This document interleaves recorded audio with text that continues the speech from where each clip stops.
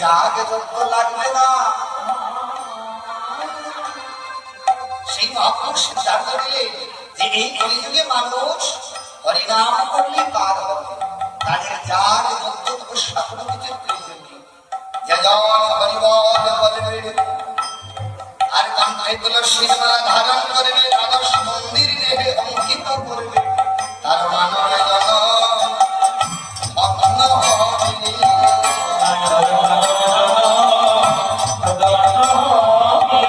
যজন গোবিন্দ চরণে তার মানব ভগ্ন হবে।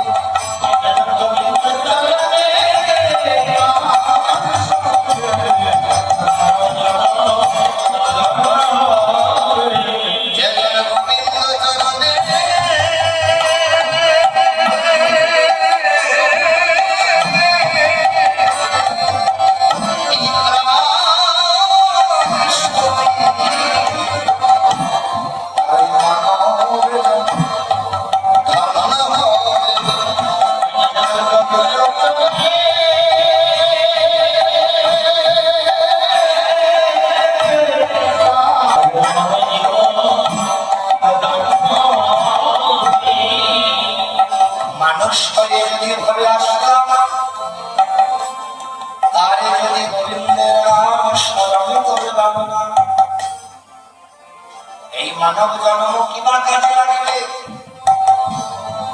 তাই বলে তুলসী পত্র নিয়ে যদি গোবিন্দ জন্মে দেহ সমর্পণ করা যায় তবে তার মানব জন্ম ধন্য হবে।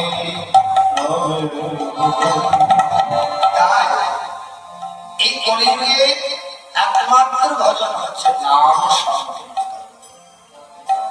এই নাম হচ্ছে ভগবান করবে ততই কৃপা অবশ্যই হবে। যত যত করবে নাম জপিতে জপিতে উঠিবে অমৃতে নক্ষণি।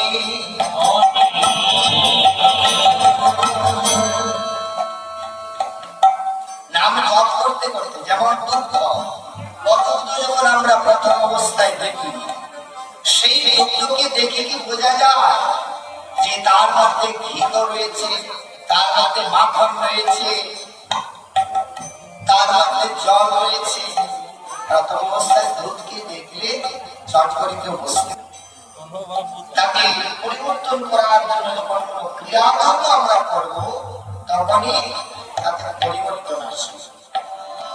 যেমন দুধ জাল দিয়ে তাকে সুপাত্রে রাখলে তার ধরি হবে, যদি মন্থন করলে মাখন উৎপন্ন হবে, মাখনকে আপনি উত্তপ্ত করে তার থেকে ভীত তৈরি হবে। তাই নামকেও এমন করে প্রক্রিয়া করে জপ করতে হবে। শুধু আসলে যাই উচ্চস্বরে উত্তম করলে যে ভগবতকে পাবো তা না। এগুলো হচ্ছে জপের বস্তু। যত জপ করবে ততই কৃপা অবশ্যই। এই পতিতপাবন সচেতন হরি বলবে তুমি তোমরা কলিযুগে তোমরা কঠিন ভজন সাধন কিছু করতে পারবে। এই 10 বার তুমি নিজ দ্বারে দিয়ে 10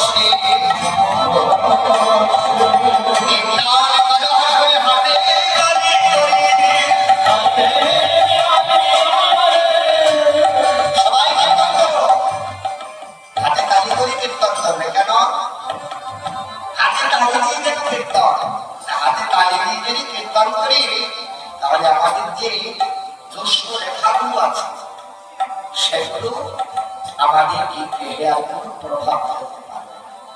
যদি নামে নিষ্ঠা থাকে বহির্জগতের কোনো শক্তি এসে তোমার উপর কাজ করতে পারবে না। এবার জগতের কোনো দুষ্ট শক্তি এসে দেহে প্রবেশ করতে পারবে না। দেহে দ্বাদশ মন্দির অঙ্কিত রয়েছে, মন্ত্র দেহ বিরাম জপ হচ্ছে, মহামন্ত্র জপ হচ্ছে। এখানে অন্তর কি করে আসবে? কোন অবস্থা কি আসে? অনেকে বলে যে আমি নাম জপ করছি কিন্তু নামের তো কৃপা পাচ্ছে না, তাহলে কি মন্ত্রগুলো কমে গেল? না, আস্তে আস্তে 5000 বছর আগে কিন্তু যেমন টক ছিল এখনো তাই আছে। কালের প্রভাবে যদি দ্রব্যগুণ নষ্ট না হয় তার মন্ত্রগুণ নষ্ট কি করে হবে? মন্ত্র তো চিন্ময় বস্তু। আমাদের প্রক্রিয়া একটা সঠিকভাবে জানতে হবে, তবেই নামের কৃপা আমরা পেতে পারব। আশ্রয় লইয়া বলে রাধাকৃষ্ণ বাহিতে যে আশ্রয় দিয়ে ভগবানকে ডাকি, তাকে ভগবান ফেলে দেয় না। তাই প্রক্রিয়া জেনে যদি আমরা ভগবতকে এগিয়ে যাই, তাহলে কৃষ্ণ কৃপা হবে, তাহলে গুরু কৃপা হবে। যাকে তাকে গুরু করলাম আর কৃষ্ণ হরিমুখের যে পোশাক তা পরে নিলাম না, শাস্ত্র বলছে তা নয়। গুরু কৃষ্ণ শাস্ত্র উভয় যখন সমান সর্বজায়গায় যাবে, তখনই সেই গুরুকে ভগবান পাবো, হৃদয়ে লক্ষ্য করতে হবে। আর যদি গুরুদেবের শাস্ত্র বহির্মুখ কোনো আদেশ করে, এই আদেশ মানা যাবে না। গুরুর মুখ পদ্মবাক্য, সেটা কখন পদ্মবাক্য হয়? যখন গুরুদেবের বাক্যটা শাস্ত্রসম্মত হবে। গুরু কৃষ্ণ শাস্ত্র উভয় যখন সমানভাবে চলবে, কোনো ব্যবধান থাকবে না। গুরুদেব এমন আদেশ করতে পারবেন না যাতে শিষ্য অনিষ্ট হবে, যাতে শিষ্যের অমঙ্গল হবে, যাতে শিষ্যের অনিষ্ট হবে। যদি কখনো এমন হয়, শাস্ত্র বলছে সদ্গুরুর আশ্রয় দাও। হরিভক্তি বিলাসে সেই সিদ্ধান্ত রয়েছে, যদি জীবনে উন্নতি সাধন না হয়, তাহলে অন্য গুরুর আশ্রয়ে যাওয়া যায়। তাই আমার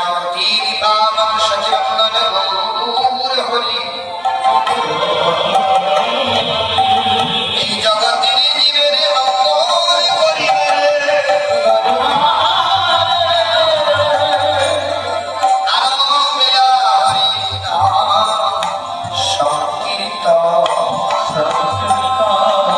করিবে, মন্দিরে কি হয়েছে? বেলি অবসান, বেলি অবসান মহাপ্রভু ভক্তগণকে সঙ্গে করে নিয়ে অদ্বৈত মন্দিরে উপস্থিত। আর ভক্তগণ মহাপ্রভুকে দেখে কি বলছে? জয় রে জয়, জয় রে